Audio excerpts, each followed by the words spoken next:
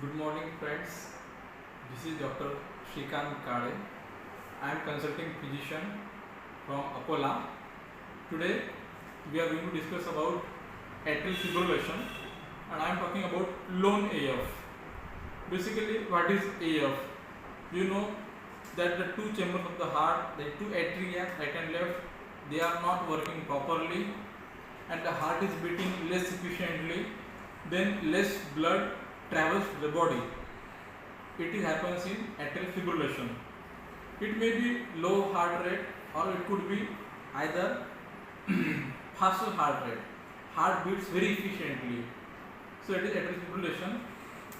Etiology, as age advances, after the age of 80 years or 90 years, 10% of the population got AF. Other causes are rheumatic heart disease, hyperthyroidism, after cardiac surgeries like CABG. 30% of the patient after post CABG they got AF. But today our topic of interest is lone AF.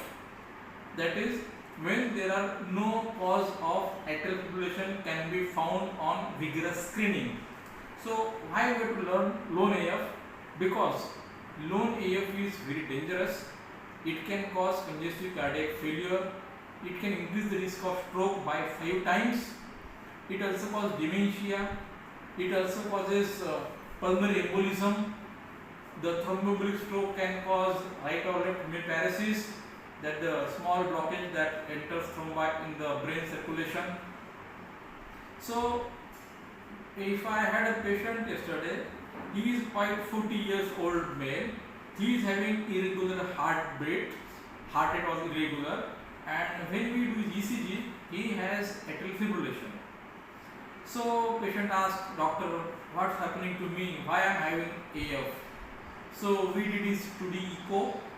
It was normal, no valvular heart disease, no rheumatic heart disease.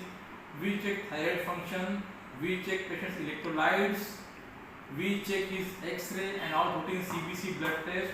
So we found nothing, and hence after full screening, we labeled him as a case of lone atrial fibrillation. So now, why lone AF occurs? There is one study in 2005, and in Massachusetts, the scientists discovered that there are some triggers which increase the risk of AF, lone AF. So we are now onwards, we will talk only on lone AF. So there are triggers. They studied 180 people.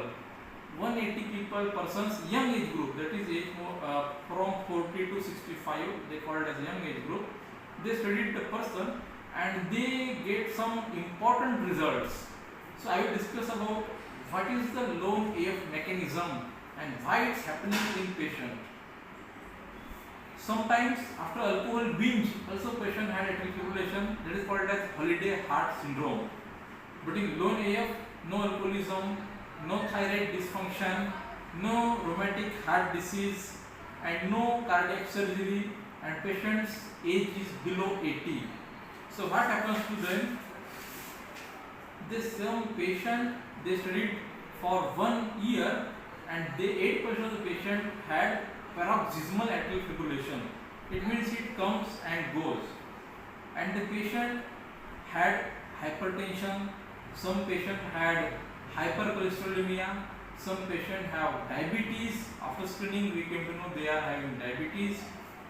Also, 39% of the patient they got a first degree relative who is having atrial fibrillation. It means there are some genetic predisposition factors which are prone to get lone AF, lone atrial fibrillation. 4% of the patient who are having second degree relative having AF, they also got AF. So these are the triggering factors and the etiology for lone AF. Some 8% of the patient they had inflammatory disease like SLE, ankylosing spondylitis, rheumatoid arthritis, sarcoidosis, colitis, or inflammatory bowel disease, that is Crohn's disease and ulcerative colitis. And lone AF is more common in female as compared to male in such patient. So there are some triggering factors. Some patient had lone AF after taking tea or coffee.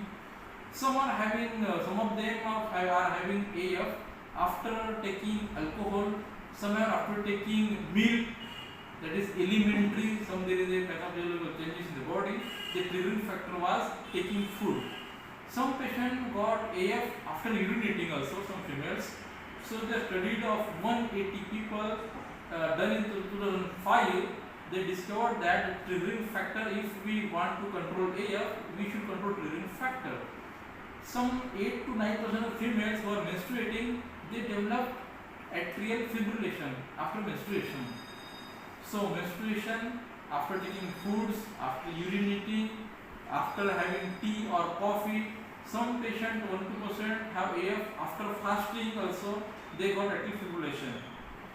So to summarize, lone AF is very much common. If we exclude all the causes of atrial fibrillation and young patient, we could not came to conclusion about any cause, it could be lone atrial fibrillation. It is better to rectify it, better to treat it. For treatment, we have medical treatment, we have shock, direct cardioversion, and sometimes we can go for RFA, radio frequency ablation. The most common drug is ibutylide, that can be given IV. For rate control, we can give injectable metoprolol, injectable diltiazem, injectable adenosine for rate control.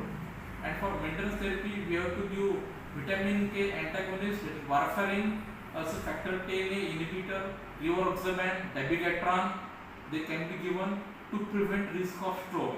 Because as we know earlier, the patient having lone AF have 5 times more risk of stroke. Hope you like this video about lone AF fibrillation. Thank you for your patience listening and the love and blessing you bestowed on me. Thanks a lot.